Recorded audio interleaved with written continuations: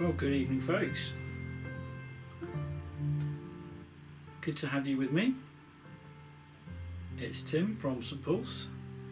If anyone's joining us for the first time, my name is Tim Fox and I am the vicar at St Paul's Boundary Road. And this is our first attempt at an online Christian spirituality evening. We started this course back in the early part of the year, and it's about trying to discover Christian spirituality and what's distinctive and what's different about Christian spirituality,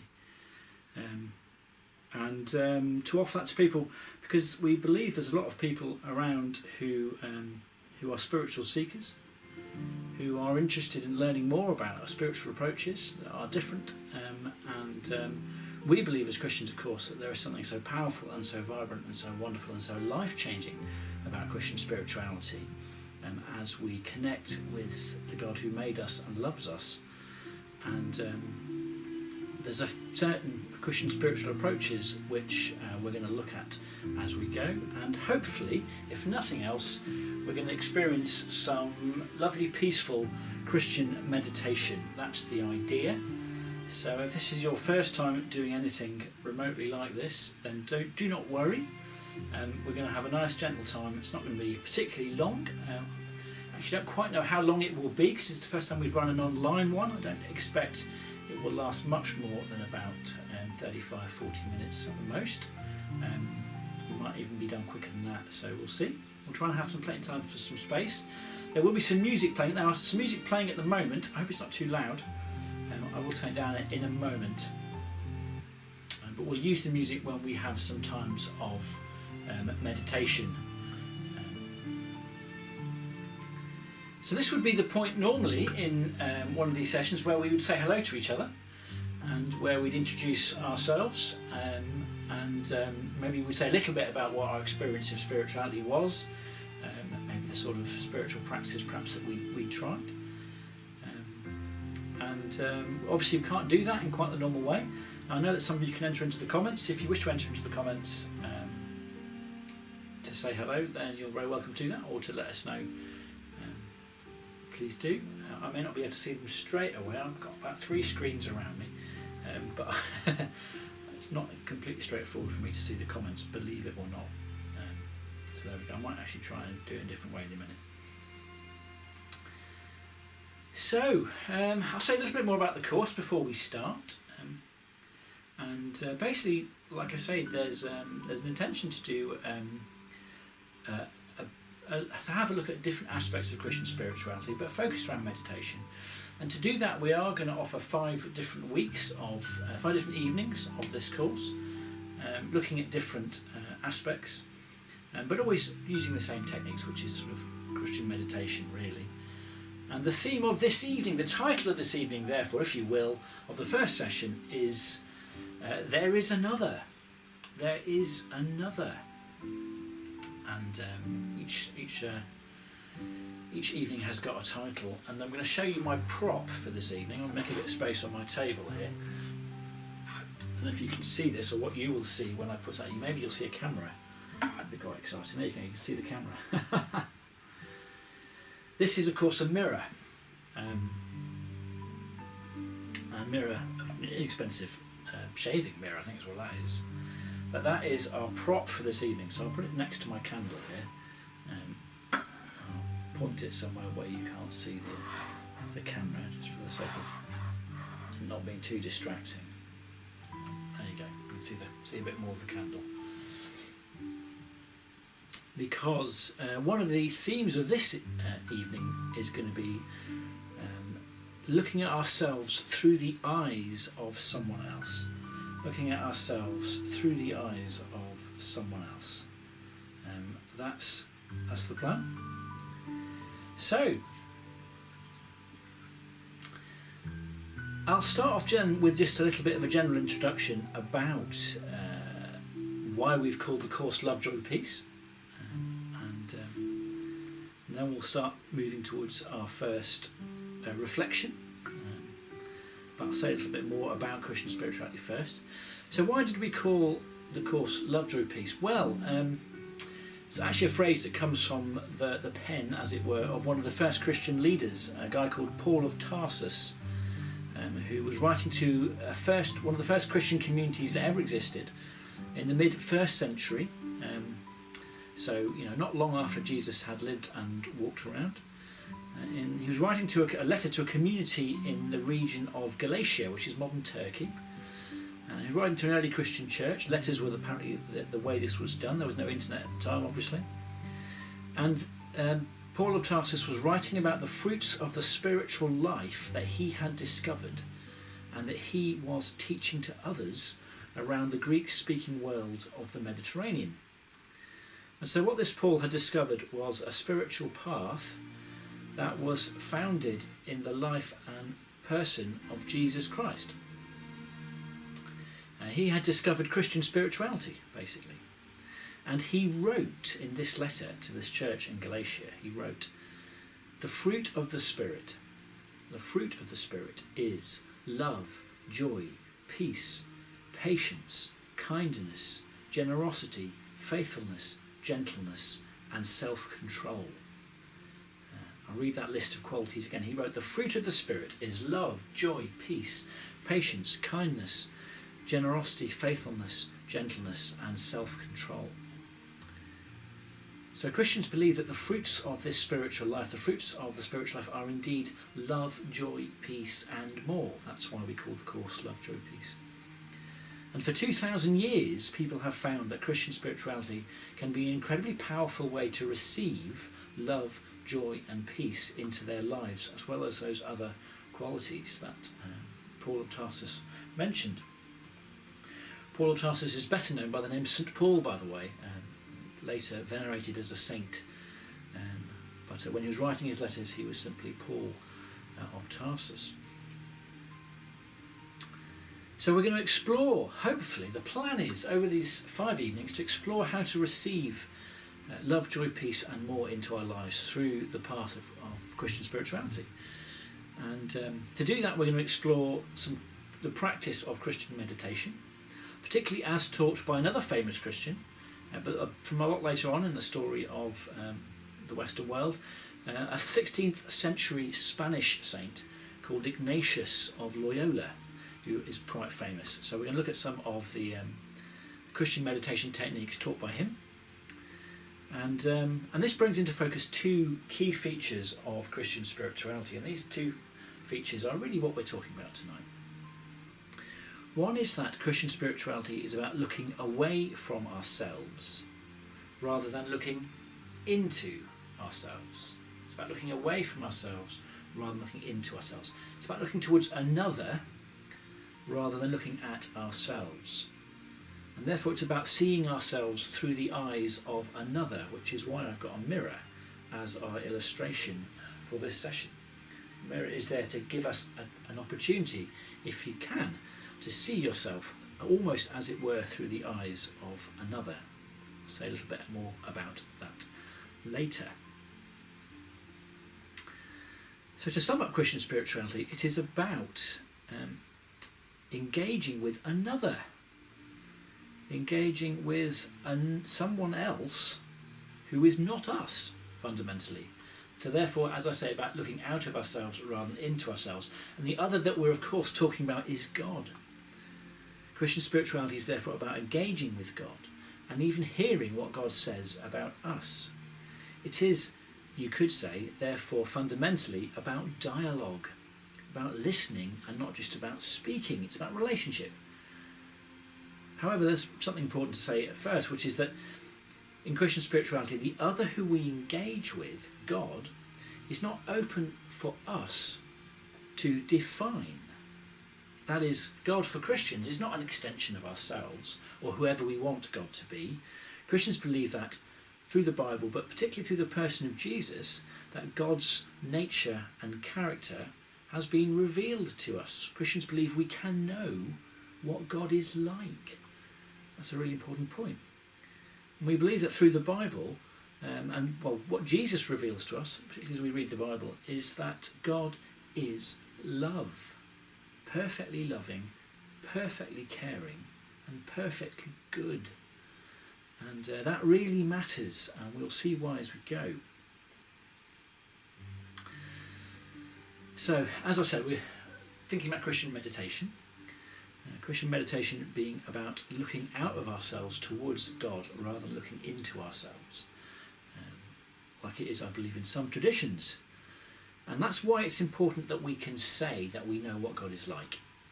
Because as we meditate, as we still ourselves, as we use our imagination, as we try and listen, a lot of words or phrases or things or feelings or just may appear in our hearts and minds, just the background noise, if you will, of our stillness. And sometimes we believe that God can gently speak to us in those moments, but it's hard to know sometimes if God is impressing something upon our hearts and minds, or if it's just, like I say, the background noise of our spirits and our minds.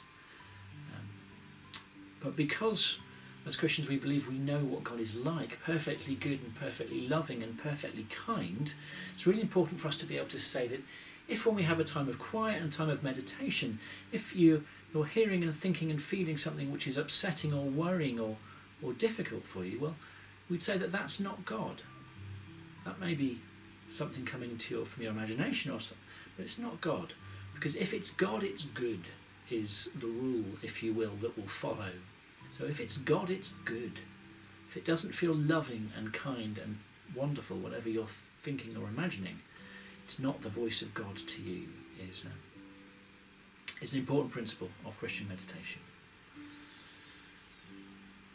So I've mentioned imagination, and we are going to use our imagination. That's a meditation technique taught by the great Christian Ignatius Loyola, great Spanish saint St. Ignatius.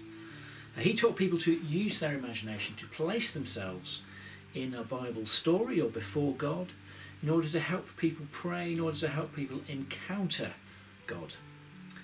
This practice of imaginative prayer has been used by Christians ever since, and Ignatian meditation is one of the most well-known and loved of all Christian spiritual practices.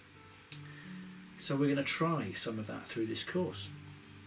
So hopefully that has given you a little sense of what this is about, or what we're trying to do.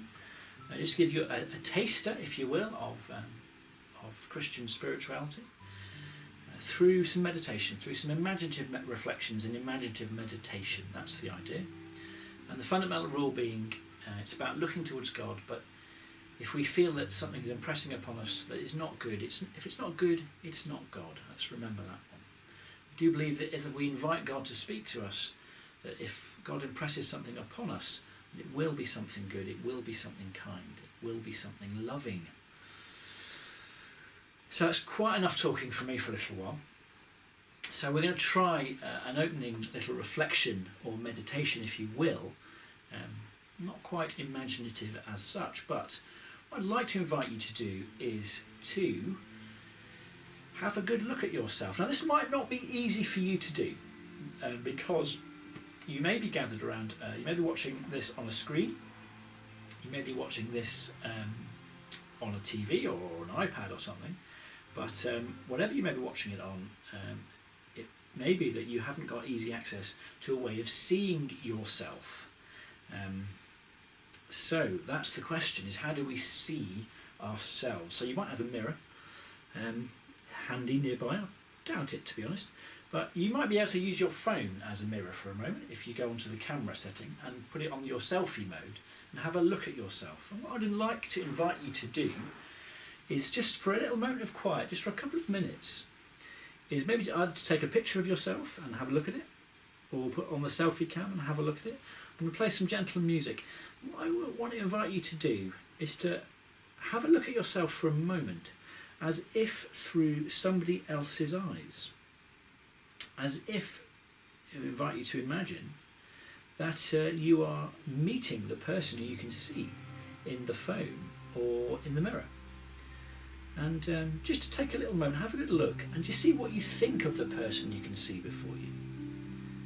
You think what you would feel like if you met them, how you'd respond to them, what your assumptions about their story would be through the way they look. So maybe how you think they might be feeling due to the way they look. if you've got a pen handy, you might find it helpful to write down some of what comes to mind. You may not. I'll leave that entirely up to you. So as we just listen to some, I'll turn the music up in a minute. We're going to spend just a couple of minutes listening. I'll say a few words as we do. But have a look, if you can, at that picture of yourself through a phone or a mirror. And imagine meeting that person and seeing what you think. Let's spend a couple of minutes just doing that now.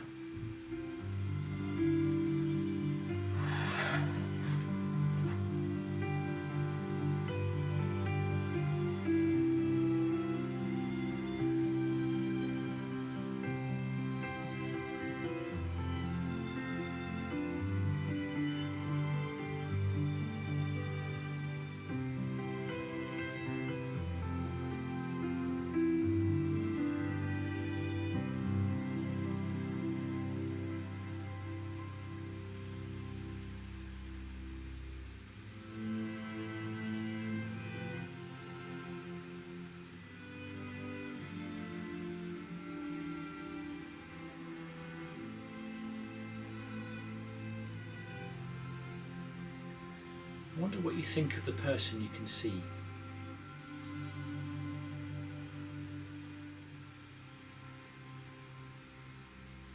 I wonder what you would say to them if you met them.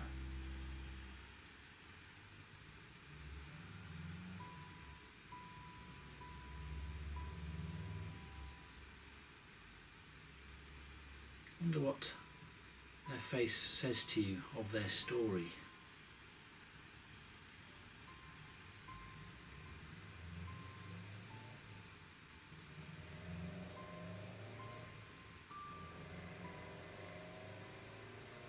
And what you think their good points are.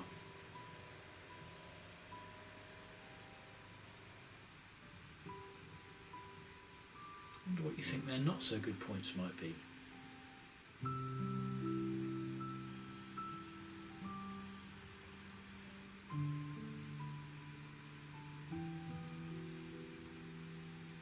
Wonder what you think of them.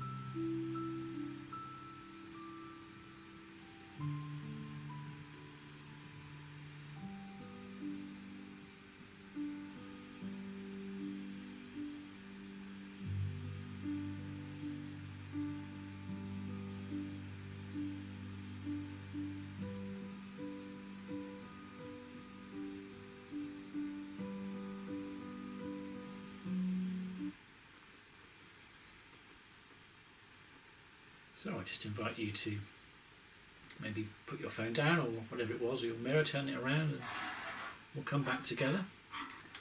If we were meeting in person, this is the point where I would perhaps invite us just to talk about what we experienced, what it was like to look at yourself as if through the eyes of another, if that's what you were able to do for a moment.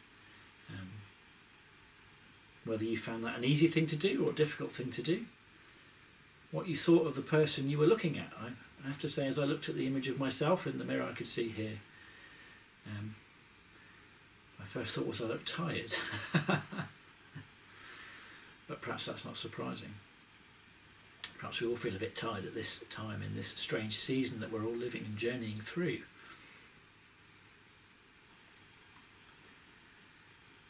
But what we're hoping to do this evening is to start to look at ourselves not through the eyes of ourselves, but to imagine or wonder what it might be to look at ourselves through the eyes of God.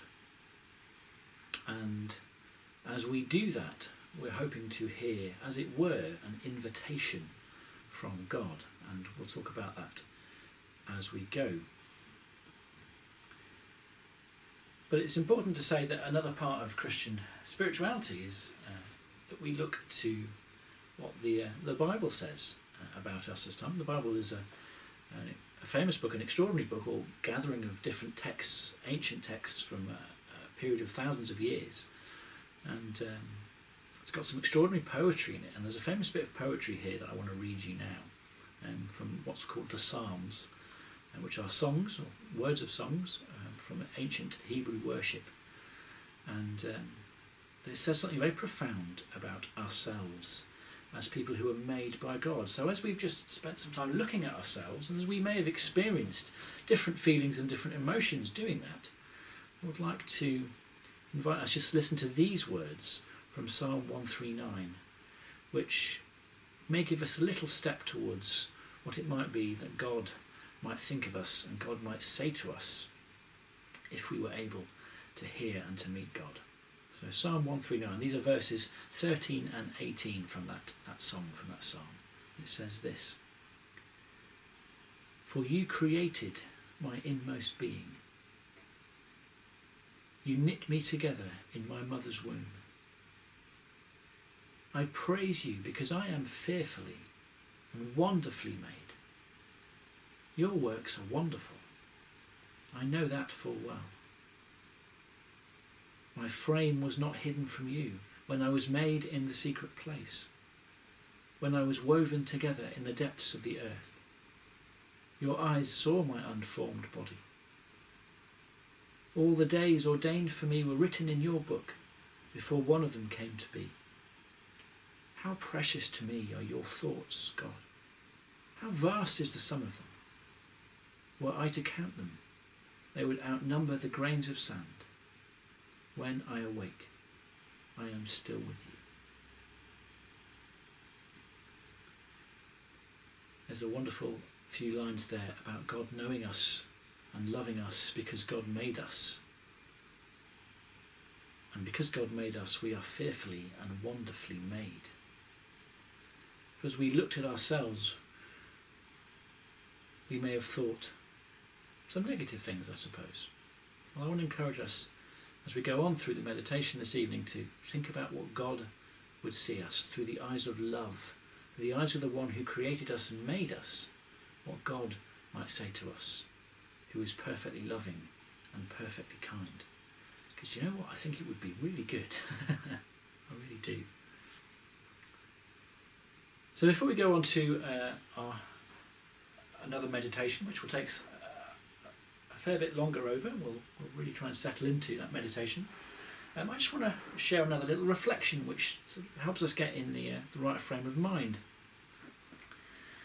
This idea that we are made and created by a loving God and what that means. Well, have you ever seen the Repair Shop programme on television, on TV? Well, I don't know if you have or haven't, but the idea is, if you haven't, it's simply some experts are gathered together in one place, restoration experts. And people bring along things that need repairing, things that normally have an emotional attachment or value, things that are precious, handed down by their parents perhaps, or things that are broken and damaged that are very precious to them. And the experts in the repair shop fix them for free, restore them back to their former glory. I personally find it a wonderful programme to watch because it really shows the beauty and the profound power of things being fixed, things being loved and made back the way they should be. And that's a really important idea in Christian spirituality. So let's imagine this. Imagine someone brings a picture into this place, into the repair shop. And it's an important picture, it's a portrait to them, important painting to them, as it was a gift from their parents. So they bring this picture in, but it is filthy and torn. The image of the face that looks out from the canvas is almost invisible under layers of dust and dirt that for years have laid upon it. Can you imagine that? It's not a valuable painting as far as anyone's aware. No one knows when it was painted, and it appears to be unsigned. But imagine for a moment that you were the one bringing that painting in to be repaired. It means something to you, and you are delighted that it's going to be restored. Now, here's one for repair shop fans like me. Lucia is the name of the expert who fixes the paintings. So Lucia is the expert who's going to work on the painting that you've brought in, the portrait. The dirty, torn portrait. As she begins to painstakingly and lovingly clean the image, she begins to find, hidden for many years, in the corner of the canvas, a signature. As she cleans it further, it becomes legible. And she is shocked when she reads it. Can you imagine it? Can you imagine the look on her face?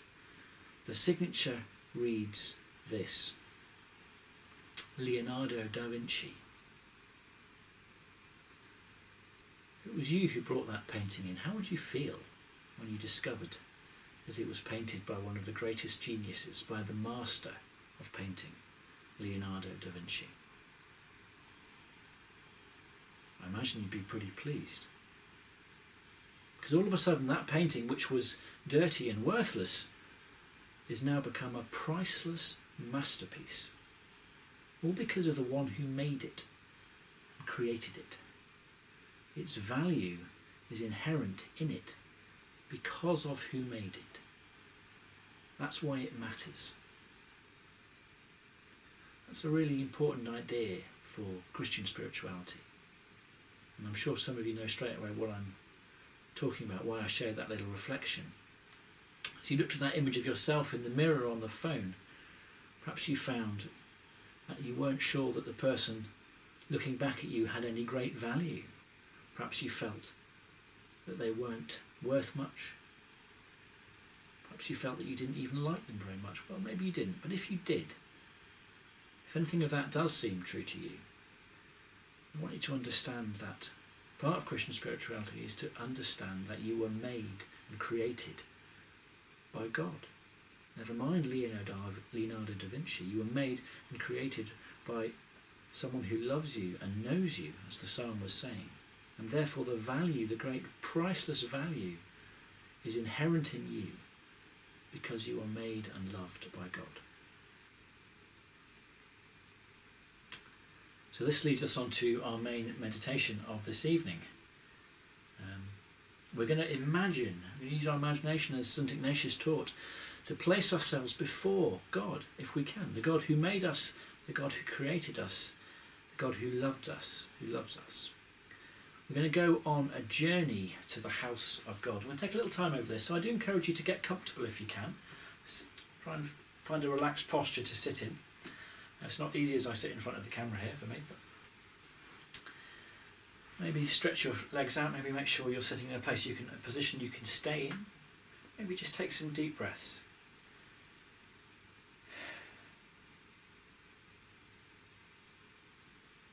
So as you still your body, your mind will still, and your soul will start to still, as they are all connected. So what I'm going to do, I'm going to ask you to use your imagination now. So you might want to close your eyes, you might want to just find some stillness. So we'll put some background music on again. And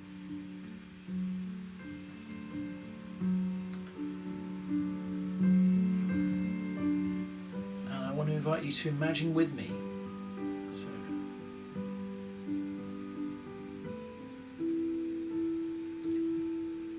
I'd like you to imagine that you are on a journey to the house of God.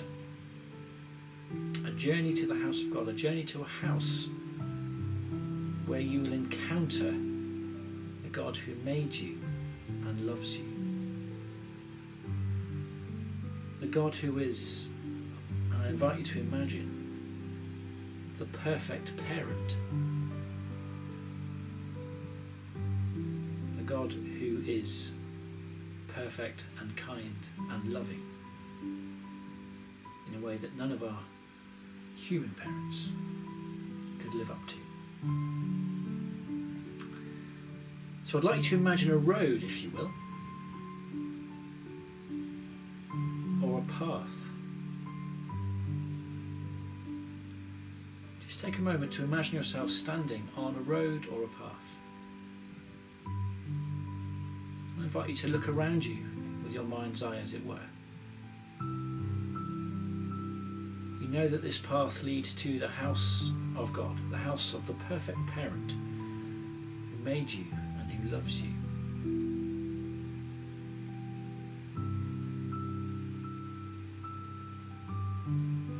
Look around you, see what you can see.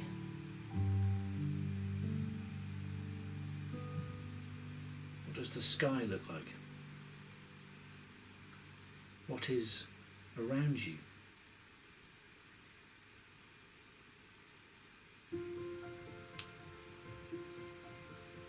I'd like to invite you to imagine just reaching down now, crouching down and touching the ground beneath you.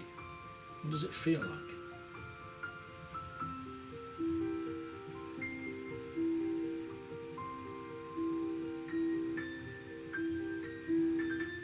as you stand up again, I'd like you to imagine turning around and looking behind you.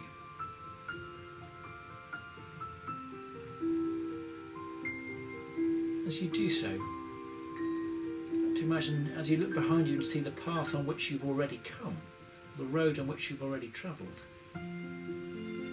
As you look behind you, wonder what that road looks like. What if that road and that path represented your story up to this point, the story of your life? Wonder what you would see as you look behind you on that road.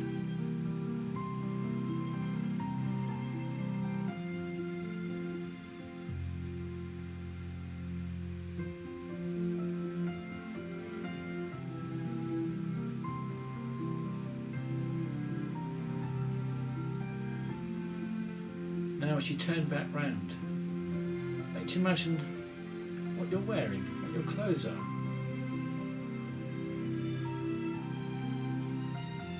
Are they clean? Are they travel stained? Are they simple?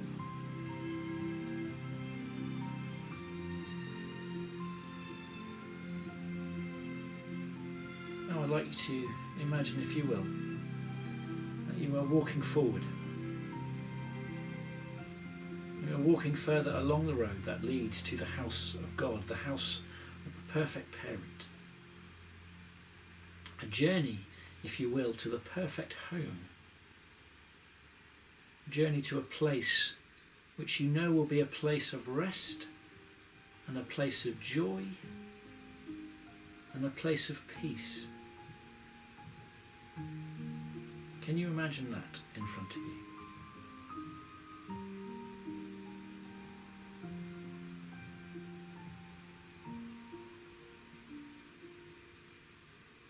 Perhaps as you look around you,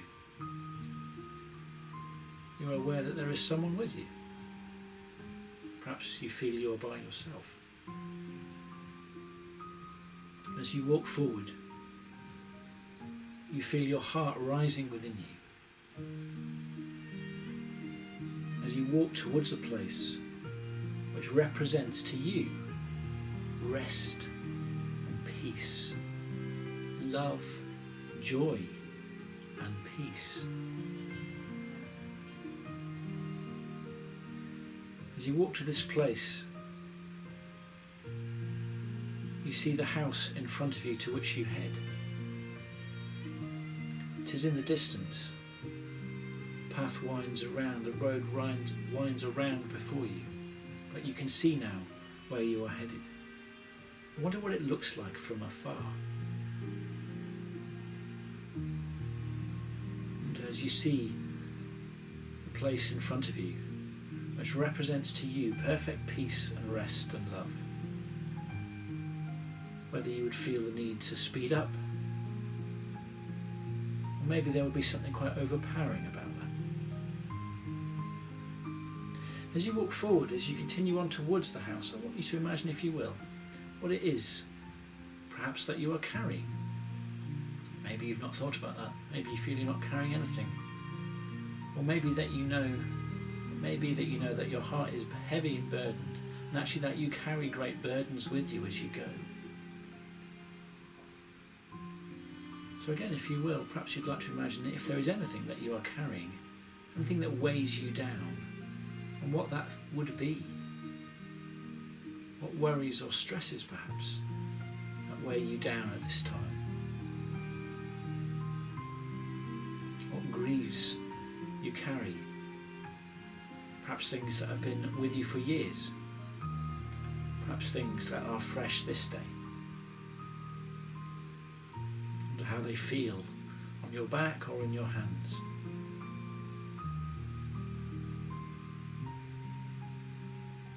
The house is now approaching nearer. You were in the garden before it. There are flowers. There are smells. There is light. There is sunshine. All of a sudden the house is in front of you. I wonder what it looks like. A house that represents perfect peace, love and joy, that represents rest? Would it be large and imposing? Would it be small? What would it be for you, I wonder?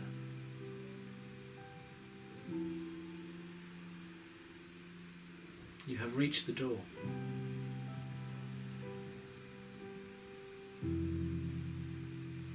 I wonder how you are feeling as you knock. I wonder how you are feeling as you wait, not knowing what you will encounter as the door opens. What would you say to the one who knows you and made you, who loves you and created you?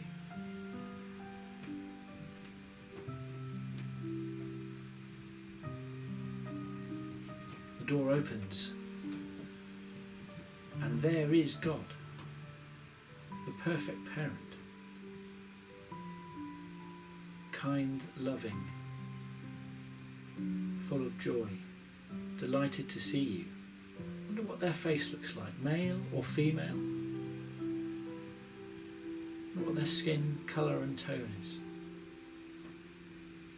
I wonder who they are to you. That represents perfect love and perfect welcome. They are overjoyed to see you.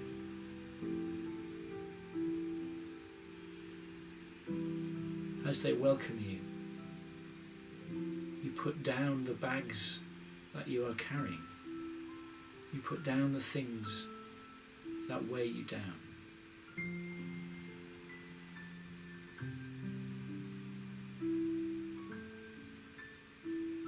God speaks to you.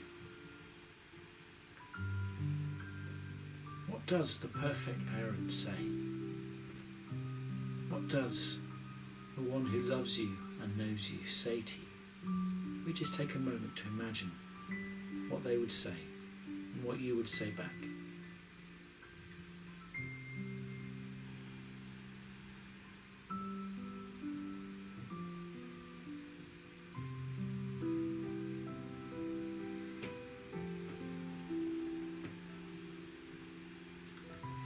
The voice says to you, let me take those.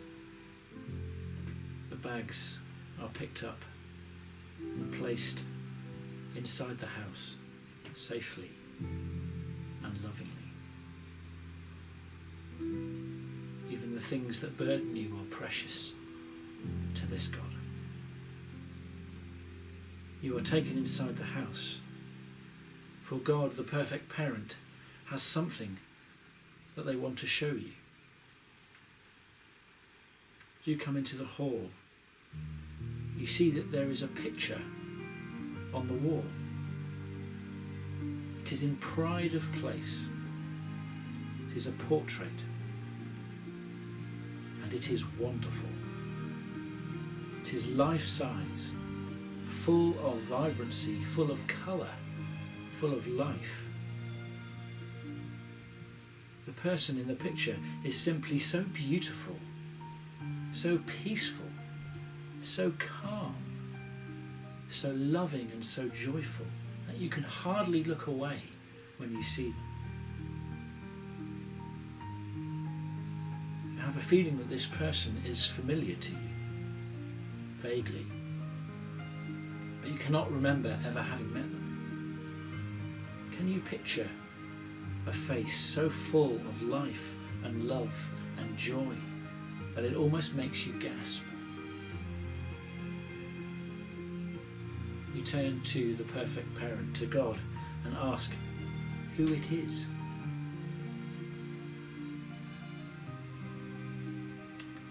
God speaks to you and says, it is you. It is the you that I see, that I created, as I intended, restored.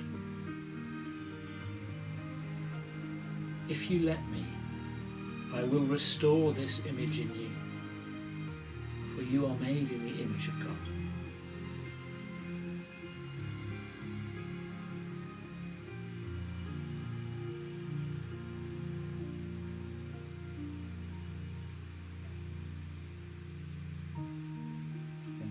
feels. I wonder.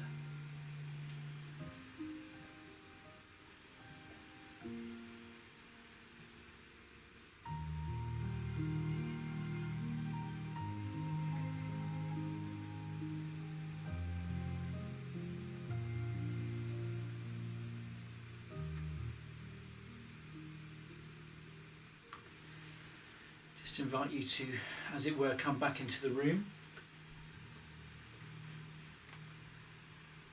Just to become aware of your surroundings around you again. Maybe shift around in your chair. Maybe just think about what it was that you saw. I wonder what you saw. I wonder what God was like for you. Male or female? Big or small? I wonder what God said to you. What you said back. Perhaps if you have a pen handy and wish to make some notes, it might be interesting for you to write those things down and reflect upon them later.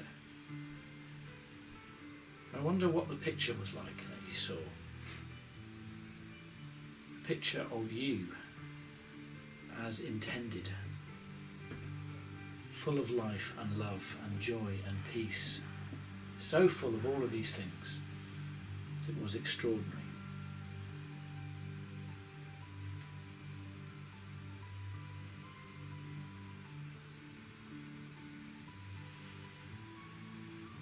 Our goal this evening, if you will, has been to have this time of meditation, to do two things really. One was to think about what it might be like to encounter ourselves through the eyes of another, but through the eyes of one who loves us and who knows who we are intended and designed to be. That was the first thing. I don't know how well you feel we've done that, but we've tried. The second thing was I mentioned the word invitation, was to maybe hear a little bit of the invitation of Christian spirituality. And that invitation is to do with what we call redemption, which is restoration, fixing, making new.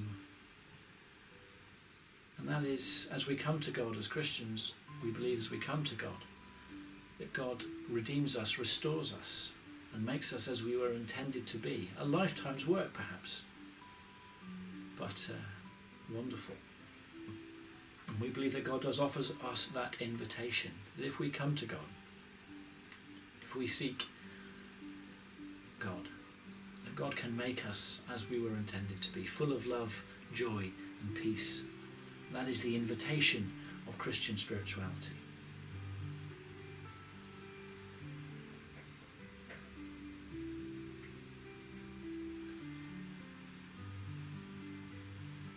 So we are coming towards the end of the session this evening.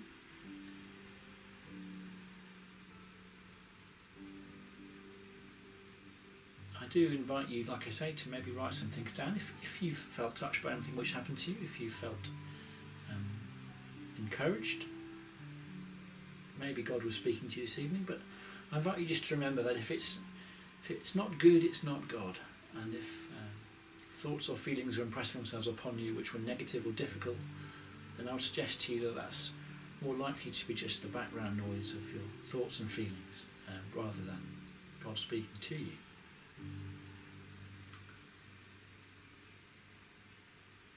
So we're going to end in prayer in a few moments. And after we do, I'm going to play a song that some of you may know. As just our final moment of peace before we go on our way, final moment of reflection, and just for an opportunity for you to think over what we've experienced and what we've done this evening as we've talked and as we've imagined. So, like I say, if we were meeting in person, we'd have an opportunity perhaps to share whatever we were willing to share. Maybe not if you didn't want to, but if willing, we'd have an opportunity to share our thoughts and feelings about what we had experienced. But I'm going to maybe just say a quick prayer now. If praying is something that's unfamiliar to you, then I'm just going to do that just to close this time off before God. But if you wish to join in at the end, I just invite you to say Amen. So thank you, loving God, that you are the one who made us and who knows us. And that you look at us with your eyes of love. And you invite us into redemption, into restoration.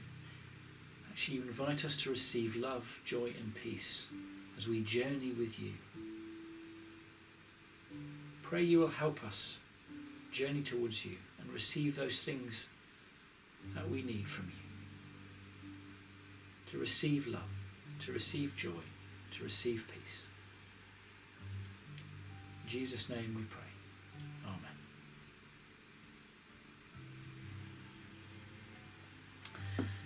So thank you for joining with me. Thank you for being here, and we are going to run the another spirituality session next week, so I do invite you to come along to that as well at 8 p.m, where we're going to have a look at a closer look at the journey we've been on, perhaps. I'll say that much. But for now, I am going to play, as I say, another song for us to listen to for a few moments before we go on our way.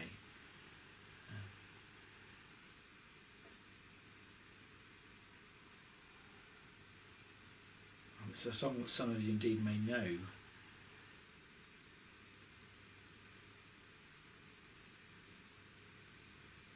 So I just invite you, as you listen to this song, just to reflect on all that you've heard, and all that you've seen, and all that you've imagined today.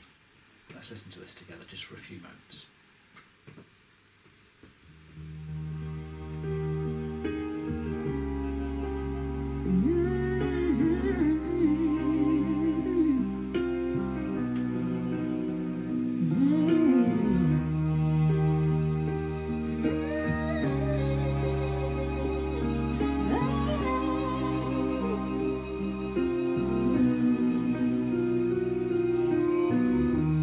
Every day is so wonderful, and suddenly it's hard to breathe. Now and then I get insecure from all the pain. I'm so ashamed. I am beautiful, no matter what they say. Words can't bring me down. I am beautiful in every single way. Yes, words can't bring me down. No, no. So don't you bring me down today.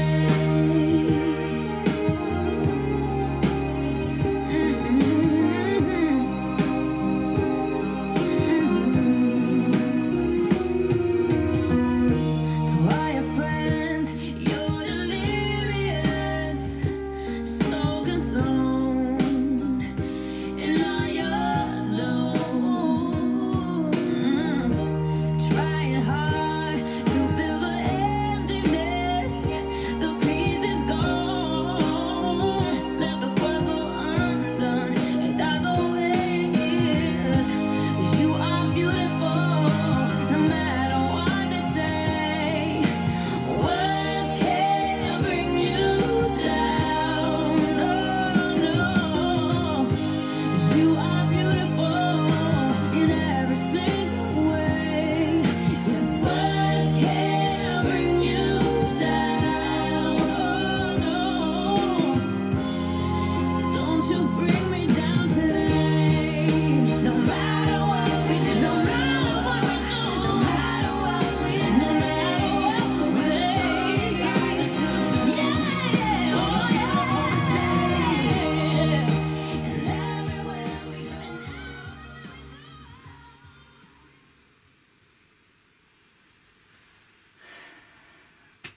We are all beautiful. We are works of art, for we are made and loved by God. So thank you for being with us this evening.